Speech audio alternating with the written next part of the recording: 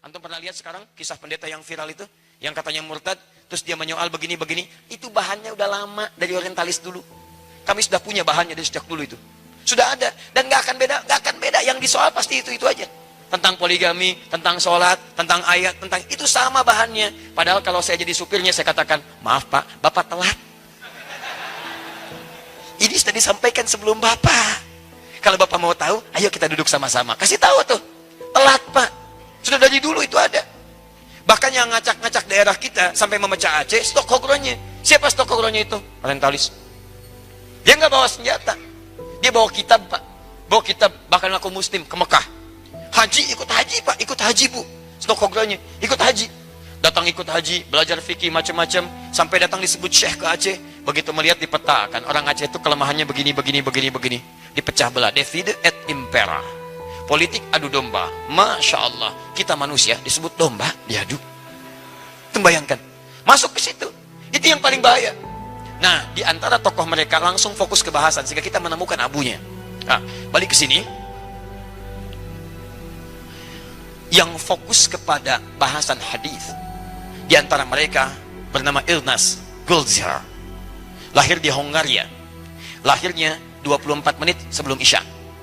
Isya 19.14, dia lahir 18.50. 18.50. Isya kan 19.14, kan? Itu cara ngapalin paling gampang. Ya, kapan itu terjadi? 24 menit sebelum Isya. Isya 19.14. Dia lahir 22 Juni 18.50 di Hongaria. Ya. Kapan perang Diponegoro terjadi? 25 menit setelah maghrib. 18.25, gitu kan? Sampai 18.30. Misal, gitu kan? Kapan antum lahir? Maghrib aja belum Ustaz. Masya Allah misalnya. Tayyib. Nah ini pokoknya Ilnaz Gulzar. Orang ini, teman-teman sekalian, orang yang meletakkan pertama kali kaidah-kaidah racun dalam hadis. Dia kumpulkan hadis, terus dia beri kesimpulan. Kesimpulan pertama, bagaimana mengacaukan pemahaman orang Islam terhadap hadis, sampaikan pada mereka dengan satu persoalan logika. Logika pertamanya, hadis itu baru disusun dikumpulkan 200 tahun setelah wafatnya Nabi SAW.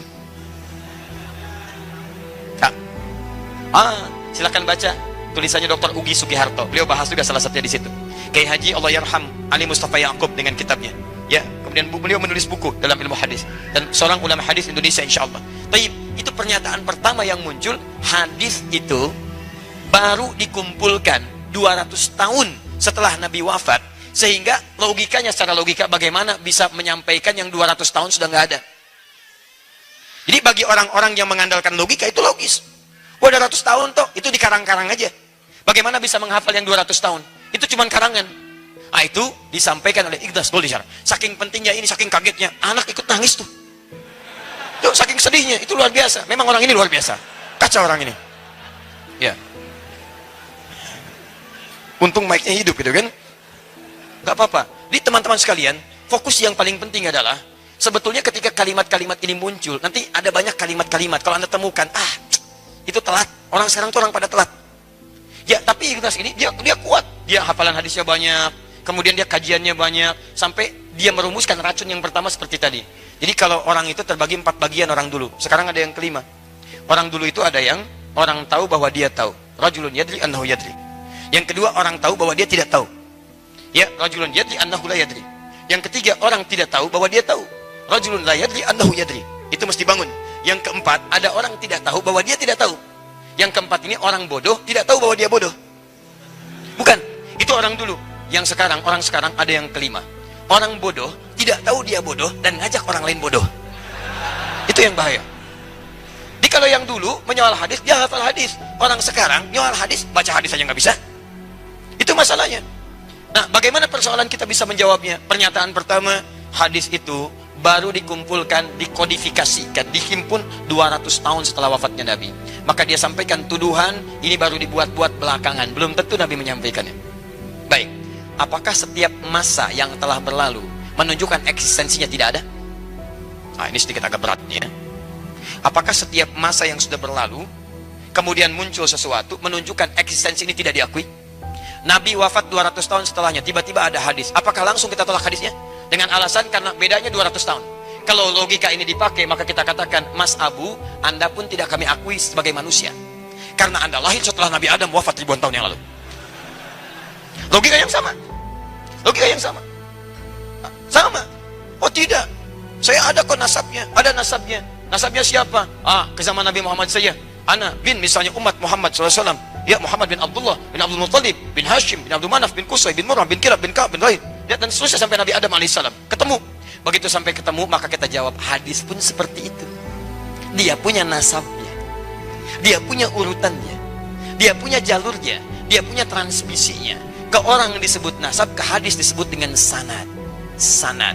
Hebatnya ulama kita, dari sejak zaman Nabi SAW, zaman para sahabat, sudah diduga. Makanya, mohon maaf, akan ada persoalan-persoalan menyangkut itu. Karena itulah para ulama membuat kitab-kitab yang ketat untuk merumuskan tentang jalur sanad. Sampai Imam Muslim membuat satu kitab khusus, bab khusus tentang persoalan sanad. Halaman 119, jilid pertama, paling kiri sebelah atas.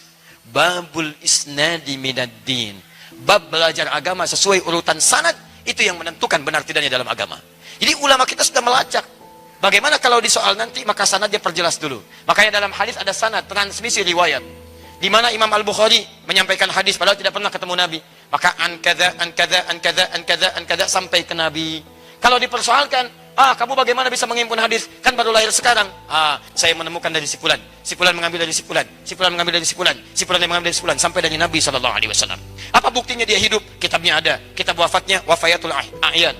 Al-Isabah fi Tamyiz Sahabah. Kitabnya ini Jarh wa Ta'dil. Ini sifat baiknya, ini sifat buruknya. Sampai ketahuan sifat buruknya pun ditemukan. Ditemukan. Sampai kualifikasi hadisnya. Yang sahih ini syaratnya 5. Mattasala isnadu binaql al-dhabiti al-dhabiti min ghairi syudzin wala illatin qadihatin. Kalau di luar yang 5 ini turun dhabitnya 1 jadi hadis hasan. Hasan ketemu hasan sahih li ghairihi. Sampai turun semuanya. Hadis dhaif, hadis maudhu, hadis matruk dan seterusnya. Ada turunannya teman-teman sekalian.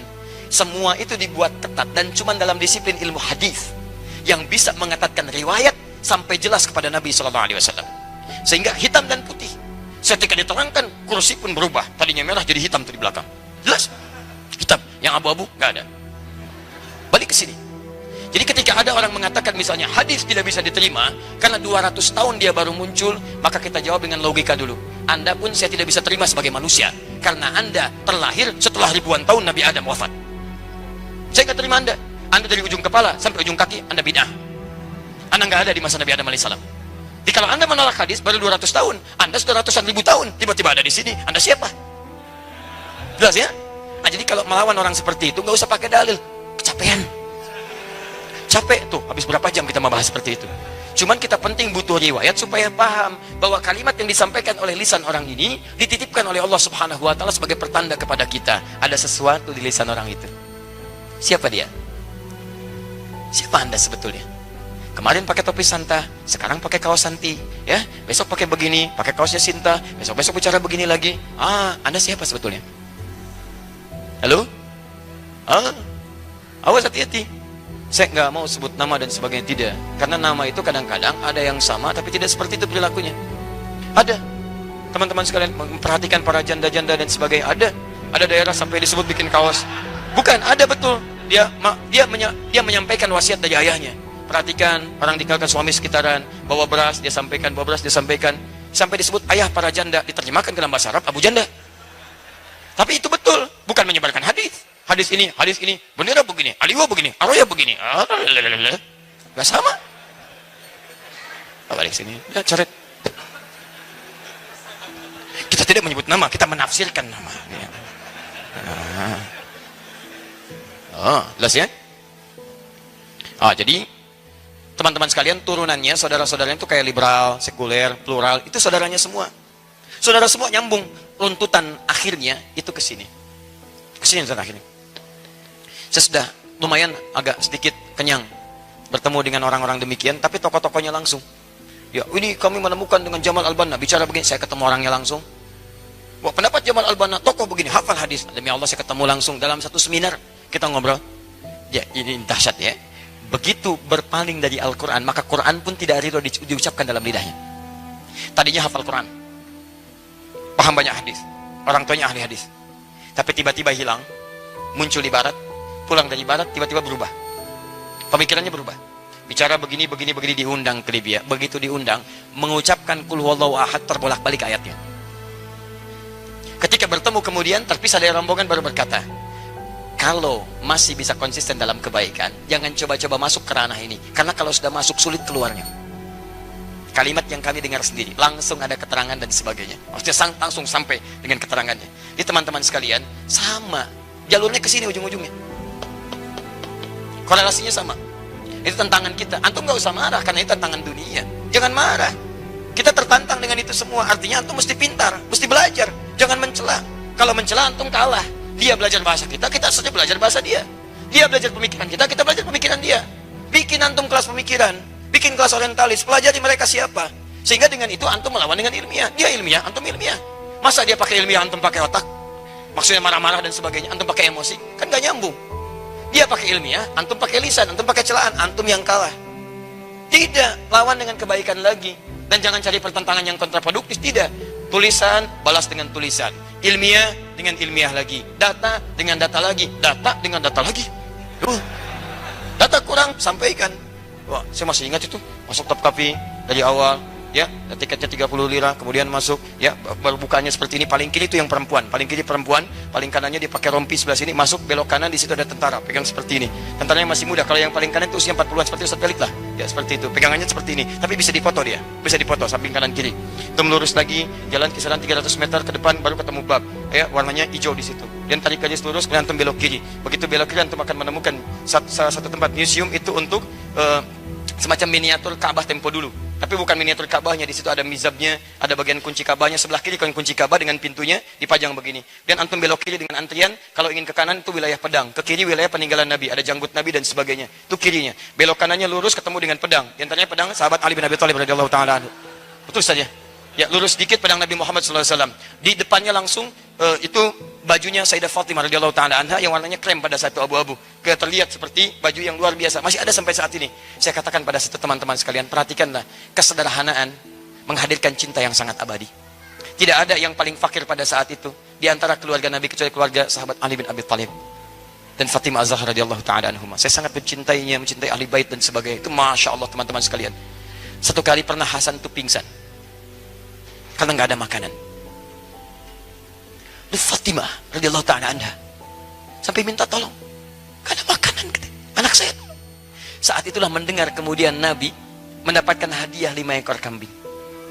Saat mendengar itulah Fatimah datang kepada Nabi SAW dengan niat meminta bagian itu, dan Nabi tahu keadaan itu. Sebelum bicara Nabi mengatakan begini, pilih mana, apakah engkau ingin mendapatkan 5 kalimat yang diajarkan oleh Jibril kepadamu sekarang, atau ingin memilih makanan yang aku akan berikan pada sini kepadamu.